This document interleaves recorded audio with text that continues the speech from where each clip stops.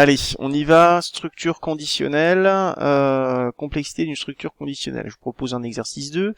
Ce qui serait bien, faut que vous ayez réfléchi un petit peu avant de regarder la suite de cette vidéo. Allez, passons à la correction.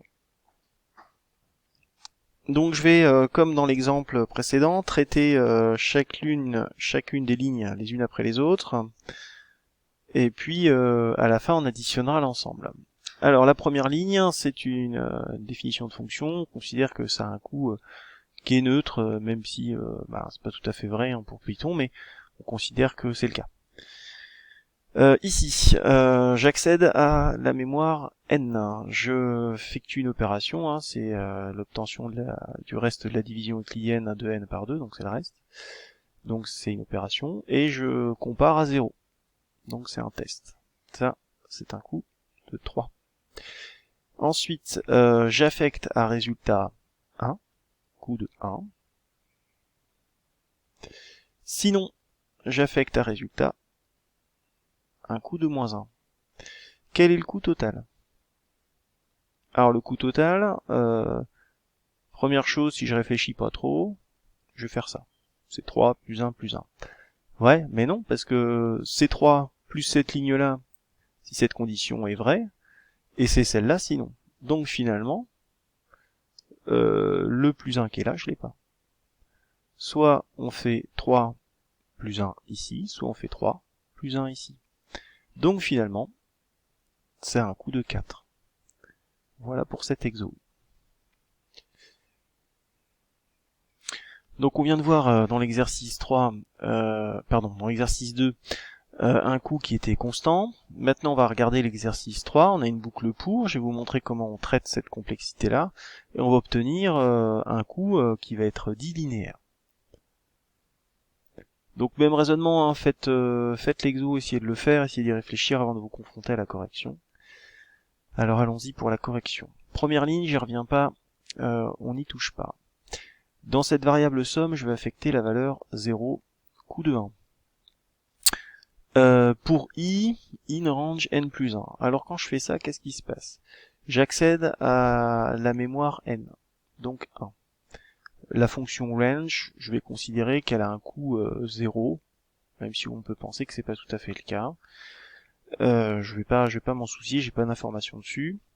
Et puis à i, je vais donc affecter une valeur, la valeur 0, puis 1 jusqu'à n. Donc cette ligne-là, à elle seule, a un coût de 2. Je vais passer à la ligne d'après. Somme plus égale i. Alors somme plus égale i, vous savez qu'en fait, à somme, je vais affecter somme plus i. Le plus égale i, je vais l'écrire ici, je vous le rappelle, même si c'est inutile pour bon nombre d'entre vous, ça c'est la même chose que ça.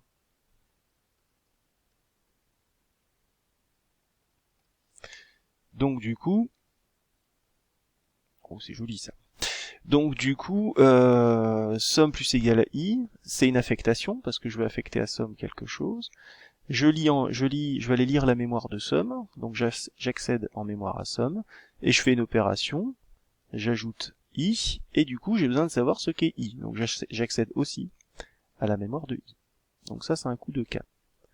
Ok, donc finalement, le passage, l'affectation de i, et puis cette ligne-là, ça a un coût de 6. Et ça, je vais le reproduire combien de fois? Je vais le reproduire n fois, range de n plus 1, j'affecte à i0 jusqu'à n. Donc du coup, ces deux lignes-là, en fait, ce coût ici va être multiplié par n. Parce que je vais faire n fois cette boucle-là. Donc du coup, je vais pouvoir maintenant passer à la complexité en temps, au coût en temps. Tn, c'est donc 1 plus 6n. Voilà ce qu'on trouve. Alors, c'est un coût qui est dit linéaire. C'est un coût qui est linéaire parce que ça a la forme d'une expression de fonction qui est linéaire, en fait, fonction affine. Plusieurs commentaires là-dessus. Imaginons que n est très grand, par exemple 10 milliards. Le plus 1 ici est négligeable. Donc on obtient en fait plutôt 6n. C'est pour ça qu'on dit que c'est plutôt linéaire. Ensuite, on a une notation. Alors je vais l'écrire d'abord. Ce coût est linéaire. Ensuite, on a une notation qui va être la suivante. Alors c'est pas, on va pas vous embêter avec ça pour l'instant, on sera plutôt de la terminale, mais je vous la donne tout de suite.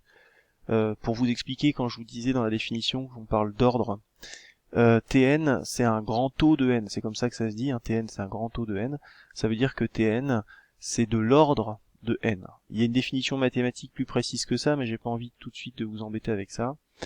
On attendra la terminale. Donc Tn, hein, c'est en grand taux de n, c'est un coût qui est linéaire, voilà ce qu'il y a à retenir là-dessus.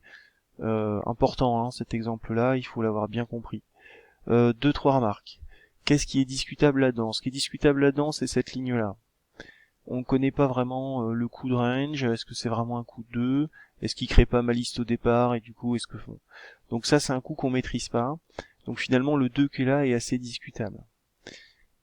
Finalement, vous allez voir qu'en termes de complexité, vous n'allez pas le voir tout de suite hein, dans ce chapitre, mais au fur et à mesure du temps, les nombres, les coefficients multiplicateurs, les nombres auxquels qu'on ajoute là, ils sont négligeables en termes de coût. Nous, ce qui nous intéresse, c'est vraiment ce que j'ai en puissance de ma variable. Est-ce que c'est 1, est-ce que c'est 2, à ce moment-là, ça soit quadratique, on le verra. Est-ce que c'est en n, log de n, on le verra aussi, pas cette année, l'année prochaine. Mais vraiment, c'est l'information importante, c'est quelle est la puissance la plus élevée de n. Ici c'est 1, c'est donc un coût linéaire.